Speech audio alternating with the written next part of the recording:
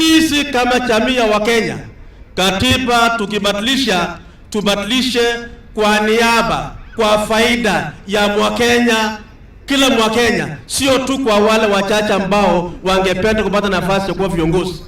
Na wale viongozi juzi wamesema kwamba yule Akuru Okot na watu yake wapunguza mzigo, ati hiyo ni takataka wamelete.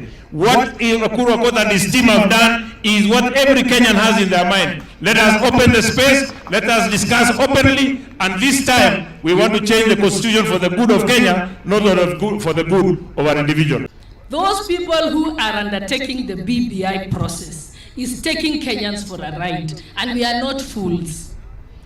The Kenyan constitution making process in 2010 was the most consultative constitution making process in the entire world. Nasikia wabunge hapa wakiongea maneno ya kurekebisha katiba, mambo ya BBI, mambo ya kupunguza mzigo.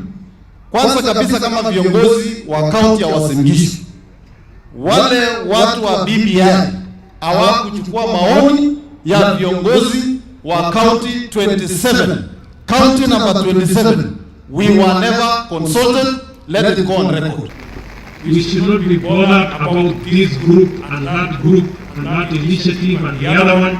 What is important is the unity of our nation, the working together of leaders from grassroots, from MCAs, all the way to national leaders, so that we can focus on the development of our nation.